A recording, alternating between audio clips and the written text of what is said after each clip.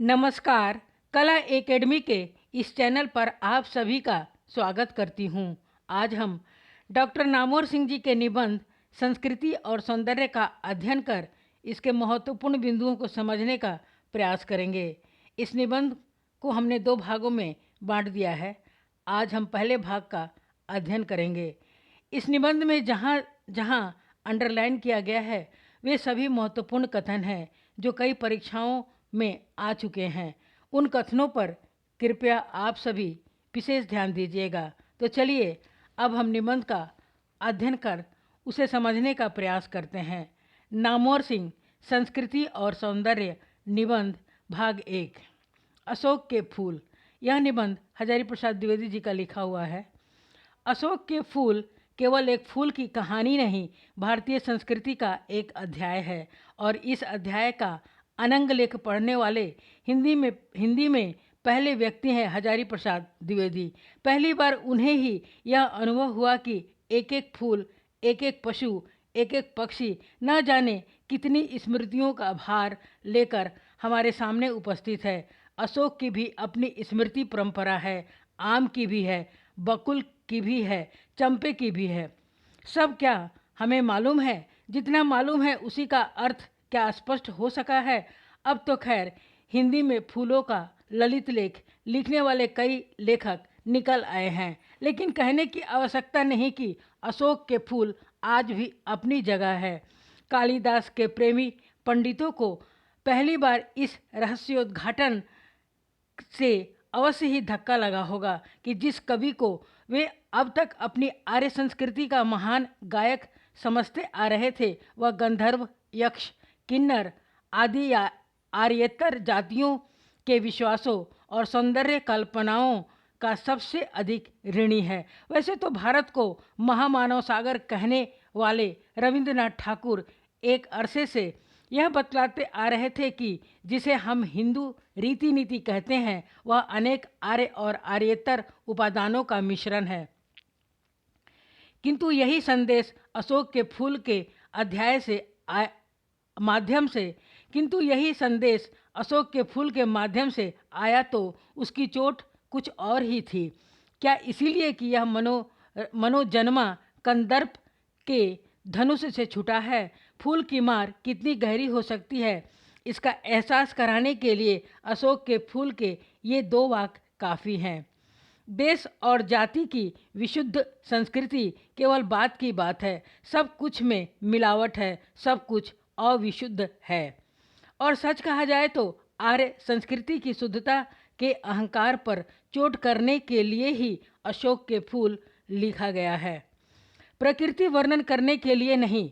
यह निबंध द्विवेदी जी के शुद्ध पुष्प प्रेम का प्रमाण नहीं बल्कि संस्कृति दृष्टि का अनूठा दस्तावेज है। अब तो भारत की सामासिक संस्कृति की दिन रात माला जपने वाले बहुतेरे हो गए हैं। दिनकर जी ने तो संस्कृति के 4 अध्याय नाम से एक विशाल ग्रंथ ही लिख डाला, किंतु जैसा कि अगे ने लिखा है, काव्य की पड़ताल में तो दिनकर शुद्ध काव्य की खोज में लगे थे, लेकिन संस्कृति की खोज में उनका आग्रह मिश्र संस्कृति पर ही खोज में लगे थे। लेकिन संस्कृति की मिश्रता को ही उजागर करने का प्रयत्न है, उसकी संग्राहकता को नहीं। संस्कृति का चिंतन करने वाले किसी भी विद्वान के सामने यह बात स्पष्ट होनी चाहिए कि संस्कृतियाँ प्रभाव ग्रहण करती है, अपने अनुभव को समृद्धतर बनाती है, लेकिन यह प्रक्रिया मिश्रण की नहीं है। संस्कार नाम ही इस बात को स्पष्ट कर देता है। यह मानना कठिन है कि संस्कृति की यह परिभाषा दिनकर की जानी हुई नहीं थी। उनका जीवन भी कहीं उस मिश्रता को स्वीकार करता नहीं जान पड़ता था जिसकी वकालत उन्होंने की। तब क्या यह संदेह संगत नहीं कि उनकी अवधारणा एक वकालत की थी, दृष्टि का उन्मेष नहीं? और अगर वकालत ही थी तो उनका मुवक्किल क्या समकालीन राजनीति का एक पक्ष ही नहीं था जिसके सांस्कृतिक कर्णधार स्वयं भी मिश्रता का सिद्धांत नहीं मानते थे, लेकिन अपनी स्थिति दृढ़तर बनाने के लिए उसे अपना रहे थे।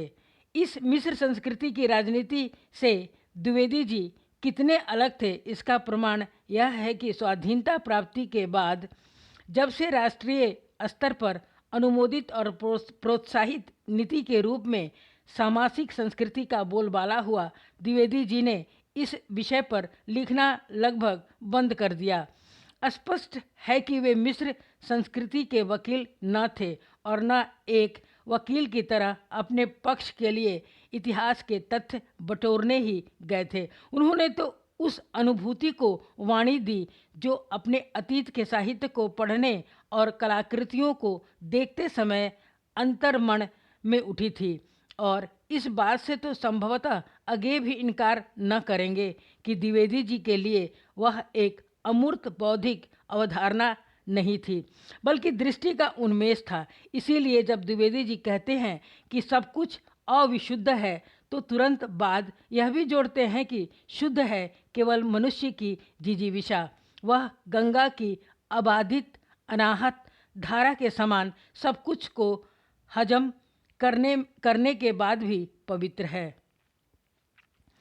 इस संदर्भ में उल्लेखनीय है कि आगे जहाँ संस्कृति की केवल संग्राहकता की हिमायत करते हैं, वहाँ द्विवेदी जी त्याग का जिक्र करना नहीं भूलते। अशोक के फूल में ही उसी अनुच्छेद के अंतर्गत एक दृष्टा की तरह मानव जाति की दुर्दम निर्मम धारा के हजारों वर्ष का रूप साफ देखते हुए वे कहते हैं, मनुष्य की जीवन शक्ति बड़ी निर्मम है। वह सभ्यता और संस्कृति के वृथा मोहों को रौंदती चली आ रही है। न जाने कितने धर्माचारों, विश्वासों, उत्सवों और व्रतों को धोती बहाती यह जीवन धारा आगे बढ़ी है।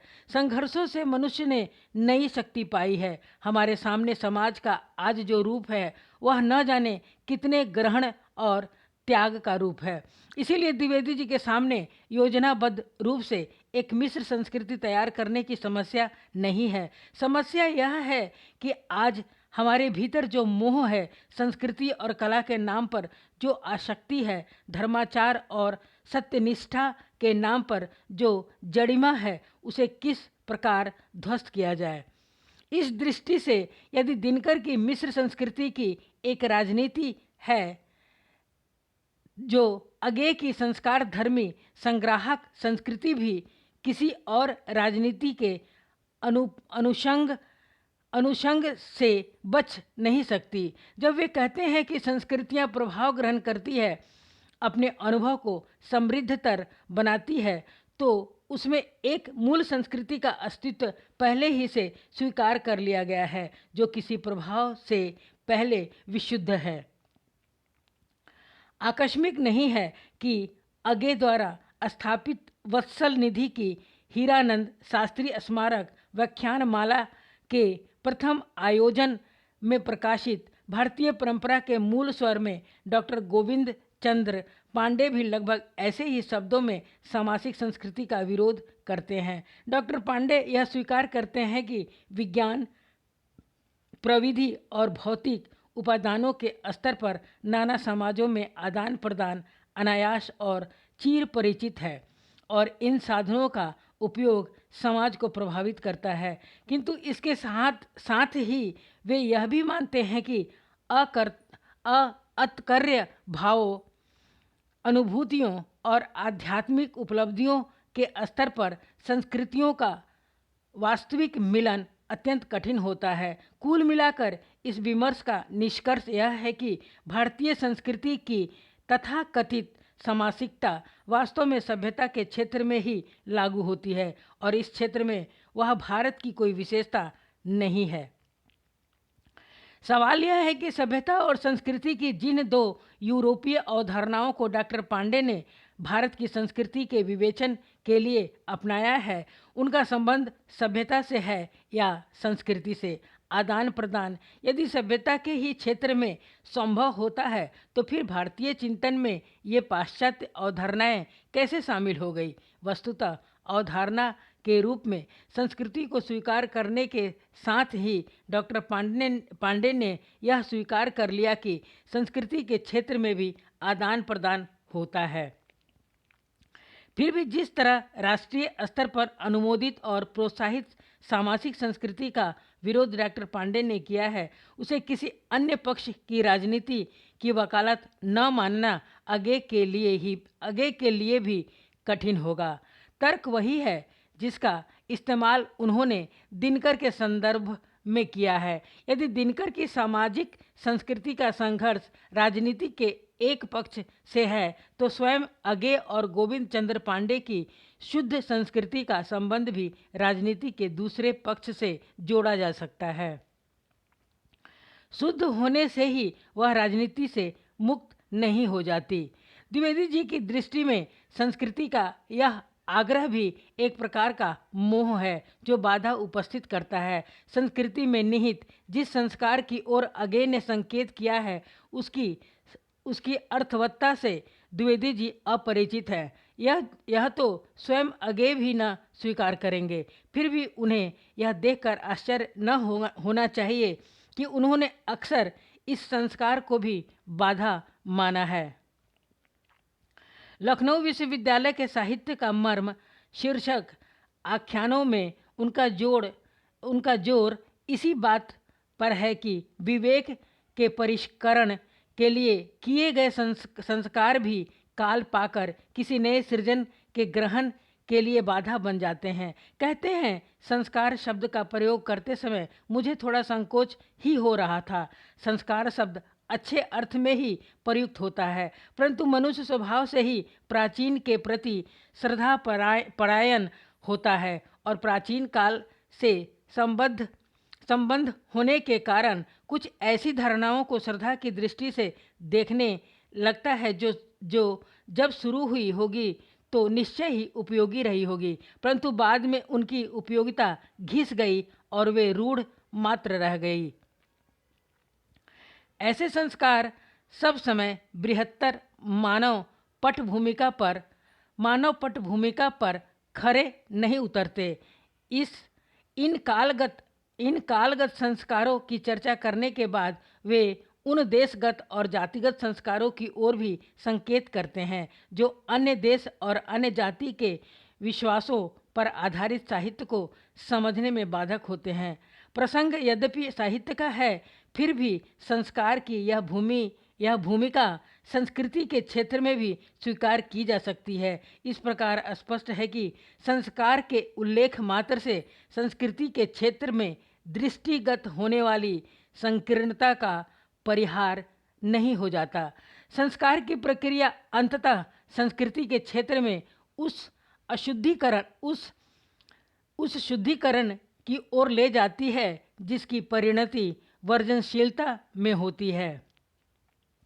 यह वही वर्जनशीलता है जिस पर भारतीय संस्कृति के बहुत से हिमायतियों को अभिमान है। हमारे यहाँ वाला ब्रह्मास्त्र इस वर्जनशील अहंकार की उपज है जिसका मुकाबला द्विवेदी जी को अक्सर करना पड़ता है। बहुत कलेश होने पर ही हिंदी साहित्य की भूमिका के उपसंहार में उन्होंने लिखा, आए दिन श्रद्धापरायण आलोचक यूरोपियन मतवादों को धकिया देने के लिए भारतीय आचार्य विशेष का मत उद्धृत करते हैं और आत्मगौरव के उल्लास से घोषित कर देते हैं कि हमारे यहाँ यह बात इस रूप में मानी या कही गई है, मानो भारतवर्ष का मत केवल वही एक आचार्य उपस्थापित कर सकता है। मानो भारतवर्ष के हजारों वर्ष के सुदीर्घ इतिहास में नाम लेने योग्य एक ही कोई आचार्य हुआ है और दूसरे या तो है ही नहीं या है भी तो एक ही बात मान बैठे हैं। यह रास्ता गलत है। किसी भी मत के विषय में भारतीय मनीषा ने गडलिका प्रवाह की नीति का अनुसरण नहीं किया है। प्रत्येक बात में ऐसे बहुत से मत पाए जाते हैं जो परस्पर एक दूसरे के विरुद्ध पड़ते हैं। पंडितों की समझ का यह इकहरापन द्विवेदी जी की दृष्टि में एक बड़ी बाधा है। इस संकीर्ण इकहरेपन के खिलाफ संघर्ष करते हुए उन्होंने भारतीय संस्कृति की विविधता, जटिलता, परस्पर विरोधी जीवंतता और समृद्धि का पुनः सृजन किया। भारतीय संस्कृति के अंतर्गत आर्येतर जातियों के अवदान की उलसित चर्चा का कारण यही है। यदि इस प्रयास में कहीं आर्य श्रेष्ठता के अहंकार को ठेस लगती है तो द्विवेदी जी इस बात से चिंतित नहीं दिखते। वस्तुतः यह दूसरी परंपरा की खोज का प्रयास है जिसका प्रयोजन मुख्यतः पंडितों की इकहरी परंपरा की संकीर्णता का निदर्शन है। प्रसंगवश द्विवेदी जी के इस प्रयास की एक परंपरा हिंदी में पहले से दिखाई पड़ती है। एक दशक पहले जयशंकर प्रसाद को भी ऐसे ही भारत व्याकुल लोगों से पाला पड़ा था, जिनके जवाब में कवि को काव्य और कला तथा रहस्यवाद आदि निबंध लिखने पड़े थे। नए काव्य प्रयोगों की प्रतिक्रिया के रूप में उन्हें भी भारतीयता की दुहाई सुनाई पड़ी थी। काव्य और कला निबंध का आरंभ ही इस प्रकार होता है कि भारतीय वाङ्मय की सुरुचि संबंधी विचित्रताओं को बिना देखे ही अत्यंत शीघ्रता में आजकल अमुक वस्तु अभारतीय है अथवा भारतीय संस्कृति की सुरुचि के विरुद्ध है कह देने की परिपाटी चल पड़ी है। प्रसाद जी ने भी यह लक्षित किया था कि ये सब भावनाएं साधारणतः हमारे विचारों की संकीर्णता से और प्रधानतः अपनी स्वरूप विस्मृत से उत्पन्न है। यह संकीर्णता और स्वरूप विस्मृत अपनी परंपरा के ऐतिहासिक और वैज्ञानिक विवेचन से ही दूर हो सकती है, किंतु प्रसाद ने अनुभव किया कि इसका ऐतिहासिक और वैज्ञानिक विवेचन होने की संभावना जैसी पाश्चात्य साहित्य में है वैसी भारतीय साहित्य में नहीं। उनके पास अरस्तु से लेकर वर्तमान काल तक ही सौंदर्यानुभूति संबंधिनी विचारधारा का क्रम विकास और प्रतीकों के साथ साथ उनका इतिहास तो है ही। सबसे अच्छा साधन उनकी अविच्छिन्न सांस्कृतिक एकता भी है।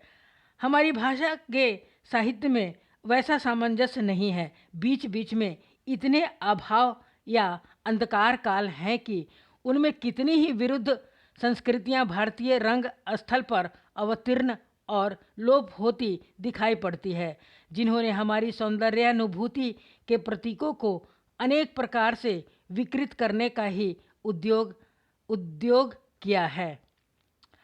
अपनी परंपरा में इस अभाव और अंधकार काल के बावजूद प्रसाद ने रहस्यवाद शीर्षक निबंध में सौंदर्यानुभूति की परंपरा को पुनर्निर्मित करने का प्रयास किया। इस परंपरा का आरंभ भी ऋग्वेद से ही होता है, किंतु यह आर्यजन की वह परंपरा है जिसके प्रतिनिधि इंद्र हैं और जिसमें काम की पूर्ण स्वीकृति है। वह वरुण के अधिनायकत्व में विकसित होने वाली असुर परंपरा से सर्वथा भिन्न है, जो विधि विधान और विवेक को विशेष महत्व देती थी। प्रसाद ने इन दोनों परस्पर विरोधी परंपराओं के विकास की मनोरंजक रूपरेखा प्रस्तुत की है और कहने की आवश्यकता नहीं कि उनकी दृष्टि में जीवन में काम को पूर्णतः स्वीकार करके चलने वाली आनंदवादी परंपरा ही मुख्य है, अथच काम्य भी। किसी प्रकार की प्रतिक्रिया प्राप्त न होने के कारण यह कहना कठिन है कि द्विवेदी जी प्रसाद द्वारा निरूपित आनंदवादी परंपरा से किस हद तक परिचित थे, किंतु तत्वतः यह वही परंपरा है जिसका श्रेय वे गंधर्व, नाग, द्रविड़ आदि आर्येतर जातियों को देते हैं। विचार और वितर्क में संकलित अपने एक आरंभिक निबंध हमारी संस्कृति और साहित्य का संबंध में लिखा है कि सबसे अधिक आर्येतर संस्रव साहित्य और ललित कलाओं के क्षेत्र में हुआ है। अजंता के विचित्र, सांची, भरहुत आदि में उत्कीर्ण चित्र और मूर्तियां आर्येतर सभ्यता की समृद्धि के परिचायक हैं। महाभारत और कालिदास के काव्यों की तुलना करने में जान पड़ेगा कि दोनों दो चीज़ें हैं। एक में तेज है, दृप्तता है और अभिव्यक्ति का वेग है, तो दूसरे में लालित्य है, माधुर्य है और व्यंजना की छटा है। महाभारत में आर्य उपादान अधिक है, कालिदास के काव्यों में आर्येतर जिन लोगों ने भारतीय शिल्प शास्त्र का अनुशीलन किया है वे जानते हैं कि भारतीय शिल्प में कितने आर्यतर उपादान हैं और काव्यों तथा नाटकों में उनका कैसा अद्भुत प्रभाव पड़ा है।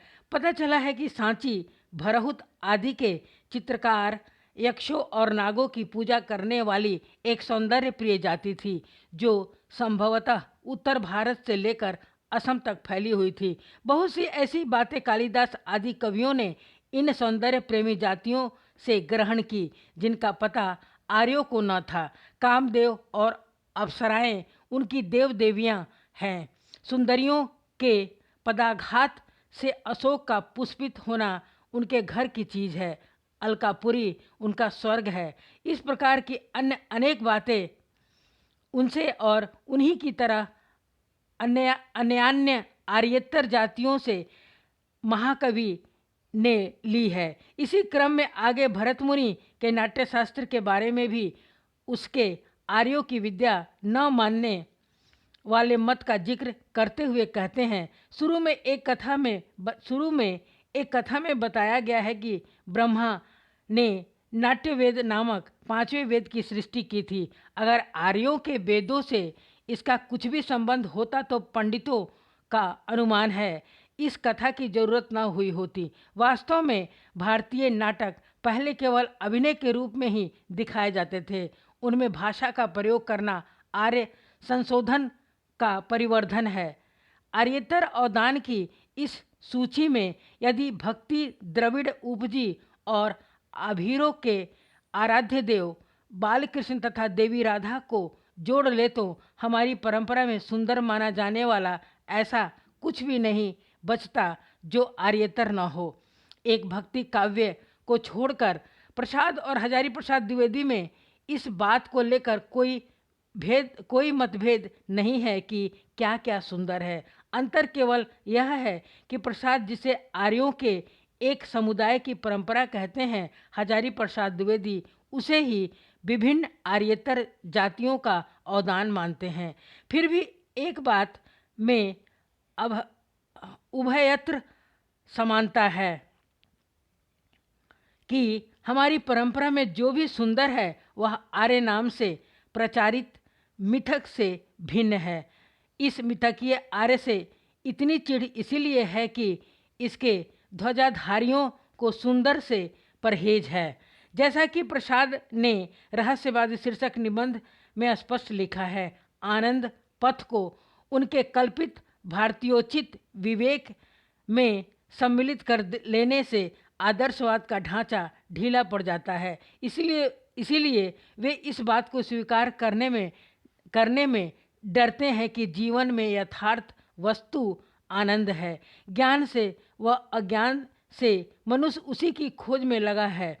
आदर्शवाद ने विवेक के नाम पर आनंद और उसके पथ के लिए जो जनरव फैलाया है वही उसे अपनी वस्तु कहकर स्वीकार करने में बाधक है। इसीलिए नैतिकतावादियों को प्रत्युत्तर देने के लिए प्रसाद ने यदि सुंदर की परंपरा को अपनी ही परंपरा के अंदर आर्येतर तत्वों के अभिन्न मिश्रण के रूप में विवेचन किया है। एक की परंपरा और दूसरे की प्रति परंपरा दो दिशाओं से चलकर एक ही बिंदु पर मिलती है। थोथे नैतिकतावाद के विरुद्ध सुंदर की प्रतिष्ठा, सुंदर को ही लेकर यह सारा विवाद इसीलिए है कि जैसा कि प्रसाद ने कहा है, संस्कृति सौंदर्य बोध के विकसित होने की मौलिक चेष्टा है। यह आकस्मिक नहीं है कि भारतीय संस्कृति के नाम पर नैतिकता की ध्वजा फहराने वाले प्रकृति के सौंदर्य को तो किसी प्रकार सह लेते हैं, पर नारी सौंदर्य के सामने आंखें चुराने लगते हैं। उदाहरण के लिए शुक्ल जी के लोक मंगल में प्रकृति के सौंदर्य के लिए तो पूरी जगह है, लेकिन छायावादियों की कौन कहे। स्वयं विद्यापति और सूर जैसे भक्त कवियों का नारी सौंदर्य भी ग्राह्य नहीं है। आनंद और माधुर्य को लोक मंगल की सिद्धावस्था का गौरवपूर्ण पद देकर उन्होंने साधनावस्था का मार्ग अपनी ओर से सर्वथा निष्कंटक कर लिया, क्योंकि साधना के मार्ग में माधुर्य से बाधा पहुंचने की आशंका है। आप सबने इस वीडियो को सुना और देखा, इसके लिए मैं आप सभी का बहुत बहुत धन्यवाद करती हूँ। कृपया वीडियो को लाइक, सब्सक्राइब और शेयर अवश्य करें, ताकि कोई ज़रूरतमंद विद्यार्थी भी इससे लाभान्वित हो सके। धन्यवाद। जय हिंद।